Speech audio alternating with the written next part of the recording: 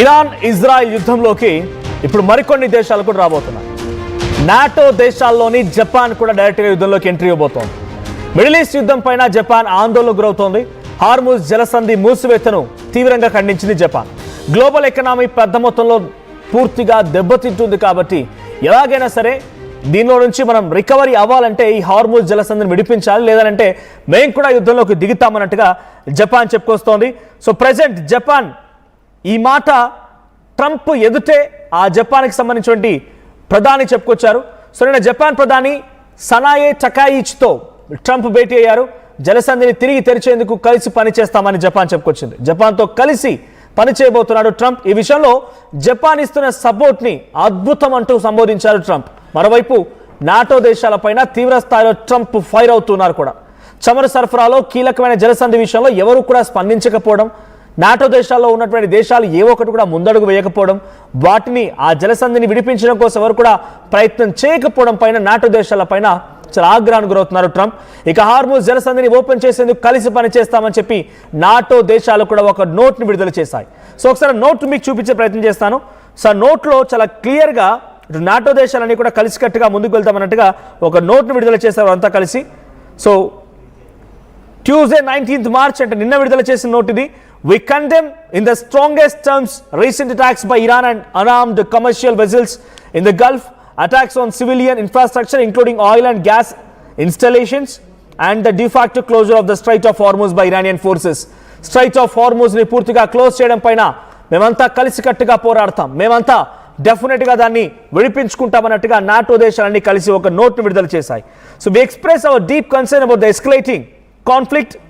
We call on Iran to cease immediately its threats, laying of mines, drones and missile attacks and other attempts to block the Strait of Hormuz for coming and ongoing commercial ships, and to comply with the UN Security Council Resolution 2817. Freedom of navigation is a fundamental principle of international law, including under the United Nations Convention on the Law of the Sea. The effects of Iran's actions will be felt by people in all parts of the world, especially the most vulnerable. So ఈ ప్రభావం ప్రపంచ దేశాల్లో అందరి ప్రజలపై పడుతోంది అనేది NATO దేశాల్లోని US కానీ, జపాన్ కానీ, నెదర్లాండ్స్ కానీ, తర్వాత బ్రిటన్, ఫ్రాన్స్, జర్మనీ, ఈ దేశాలన్నీ కూడా ఒక సంయుక్తమైనటువంటి ఒక నోట్ను విడుదల చేశాయి. సో మొత్తంగా నాటోలో 32 దేశాలు ఉన్నాయి.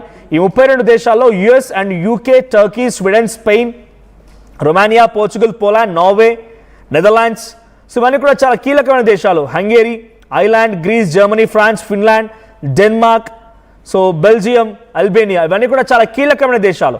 ఈ దేశాలన్నీ కూడా ఇప్పుడు ఇబ్బంది పడుతున్నాయి.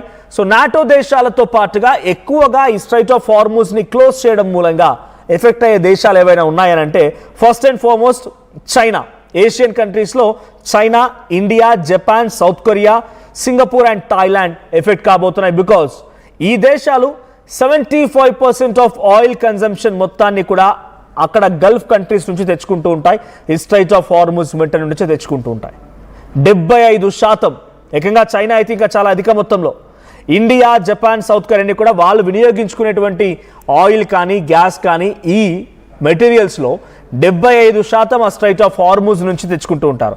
ఇక మిడిల్ ఈస్టర్న్ ఎక్స్పోర్ట్స్ ఎక్కువగా ఎవరున్నారు మరి అని అంటే సౌదీ మనకి ఎక్స్పోర్ట్ చేస్తుంది ఆయిల్స్ని, ఇరాక్ ఆయిల్ ఎక్స్పోర్ట్ చేస్తుంది మనకి, యుఏఈ, కువైట్, ఖతార్ మనకు గ్యాస్ ఎక్స్పోర్ట్ చేస్తోంది.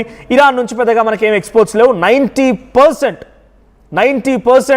ఇవే ఎక్స్పోర్ట్ చేస్తూ ఉంటాయి ఈ నాటో దేశాలకి అండ్ ఏషియన్ కంట్రీస్కి మోస్ట్లీ. సో యూరోపియన్ నేషన్స్లో Italy, Spain, Greece, Poland and Belgium కూడా చాలా తీవ్రంగా నష్టపోయాయి. సో ఒక్కసారి ఇన్ టర్మ్స్ ఆఫ్ ఫైనాన్షియల్ లాస్లో మీకు చెప్తాను నేను ఎందుకు ఈ స్ట్రైట్ ఆఫ్ హార్ముజ్ అనేది ఇంత చాలా కీలకం అనేది. ఇన్ టర్మ్స్ ఆఫ్ ఫైనాన్షియల్ లాస్లో మీకు చెప్పే ప్రయత్నం చేస్తే, సో ఇటు ఇండియాకి ఇప్పటికే యుద్ధం మొదలైన నాటి నుంచి మీరు చెప్పండి ఎంత నష్టపోయి ఉంటుంది? 1 కోటి, 2 కోట్లు, పోనీ 100 కోట్లు, ఇవి కాదు, ఏకంగా $50 బిలియన్ నష్టపోయింది. $50 బిలియన్ కేవలం భారతదేశం నష్టపోయింది యుద్ధం కారణంగా. ఎక్కడో చాలా దూరంగా, కంటికి కనిపించినంత దూరంగా, సరే ఈ కంటికి కనిపించే విషయం పక్కన పెడితే ఊహకందని దూరంలో ఒక యుద్ధం జరుగుతోంది.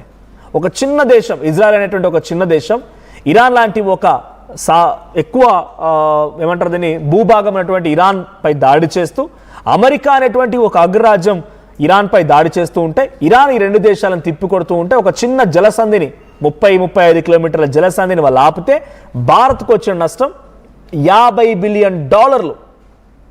$50 బిలియన్ వచ్చింది. Because of fuel shortage, inflation ఉంది, రూపీ పైన ప్రెషర్ కూడా ఉంది. సో క్రూడ్ ఆయిల్ తక్కువ అయిపోయింది, LNG తక్కువ అయిపోయింది. మనం ఎక్కువగా Iraq, Saudi, UAE, Kuwait and Qatar నుంచి ఇంపోర్ట్ చేసుకుంటున్నాం.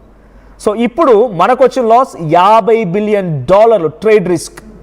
తర్వాత చైనా ఏకంగా $150 బిలియన్ నష్టపోయింది. జపాన్ $60 బిలియన్ నష్టపోయింది. South Korea $50 billion, European union ఏకంగా $170 బిలియన్ నష్టపోయింది ఈ యుద్ధం కారణంగా. USA కూడా సుమారుగా $50 బిలియన్ నష్టపోయింది, డైరెక్ట్గా ఇండైరెక్ట్గా. సో ఇటు ఆయిల్ గురించి అక్కడి నుంచే కొనుగోలు చేస్తున్నాం, తర్వాత క్రూడ్ ఆయిల్ అక్కడి నుంచే వస్తుంది, అన్ని రకరకాలు అక్కడి నుంచే వస్తూ ఉన్నాయి. సో ఇప్పుడు ఈ లాస్ రికవర్ చేసేది ఎవరు మరి? సో ఇప్పుడు ఇంపోర్ట్ పరంగా మనం ఇంతలా నష్టపోతే మరి అక్కడి నుంచి పంపించే వాళ్ళు ఉండాలి కదా. అక్కడి నుంచి పంపించే దేశాలు మరి ఆ గల్ఫ్ కంట్రీస్ ఎంత నష్టపోయాయి తెలుసా? సౌదీ అరేబియా ఏకంగా ఒక రోజుకి $300 మిలియన్ నష్టపోతోంది. క్రూడ్ ఆయిల్ చైనాకి, ఇండియాకి, జపాన్కి ఎక్స్పోర్ట్ చేస్తుంది. మనకి ఇంపోర్ట్ కారణంగా మనం తీవ్రంగా నష్టపోతూ ఉంటే మరి దాన్నే బిజినెస్గా మలుచుకుని అక్కడ ప్రభుత్వాలు నడిపించలేని సౌదీ పరిస్థితి ఏంటి? ఒక రోజుకి $300 మిలియన్ నష్టపోతోంది ఈ యుద్ధం కారణంగా. ఇరాక్ ఏమో $200 million, UAE $150 million, Kuwait $120 million, Qatar $200 million per day. నేను చెప్పేది అంతా కూడా ఇరాన్ ఒక రోజుకి $120 నష్టపోతోంది. చైనాకి తన ఆయిల్ని ఎక్స్పోర్ట్ చేసేటువంటి దేశం. అత్యధికంగా చైనా కొనుగోలు చేసే దాంట్లో 90% ఈ స్ట్రైట్ ఆఫ్ హార్ముజ్ నుంచే వెళ్తూ ఉంటుంది. 90%లో ఇరాన్ నుంచి ఎక్కువగా వెళ్తూ ఉంటుంది. దీంట్లో క్రూడ్ ఆయిల్ ఉంది, LNG ఉంది. సో ఒక రోజుకి సగటున 20 మిలియన్ బ్యారెల్స్ వస్తాయంట ఆ స్ట్రైట్ ఆఫ్ హార్ముజ్ వెంట. ఇప్పుడు ఆ 20 మిలియన్ బ్యారెల్స్ అన్ని కూడా పూర్తిగా క్లోజ్ అయిపోయాయి. అంటే ఏ స్థాయిలో ఇరాన్ ఒక స్కెచ్ వేసి స్ట్రైట్ ఆఫ్ హార్ముజ్ని మొత్తం తన కంట్రోల్లోకి తీసుకొని ఈరోజు ఇన్ని దేశాలు ఇబ్బంది పెడుతుందో చూస్తున్నాం. కొన్ని $1 బిలియన్ నష్టపోతోంది, $1 బిలియన్. సో ఈ స్థాయిలో ఉన్న నష్టాన్ని తిరిగి ఇప్పటికి మనం రిటైర్ చేయగలుగుతామా? అది సాధ్యమవుతుందా? ఉదాహరణకి రస్లాఫాన్ అండ్ ఇటు సౌత్ పారస్ అనేది ఇరాన్లో కుప్పకూలినటువంటి ఆ గ్యాస్ రిఫైనరీకి సంబంధించినటువంటి ఆ gas field. So South Pars and Ras Laffan సంబంధించినటువంటి ఈ కంపారిజన్లో ఇప్పటికే రస్లాఫాన్ అనేది పూర్తిగా ధ్వంసం అయిపోయింది.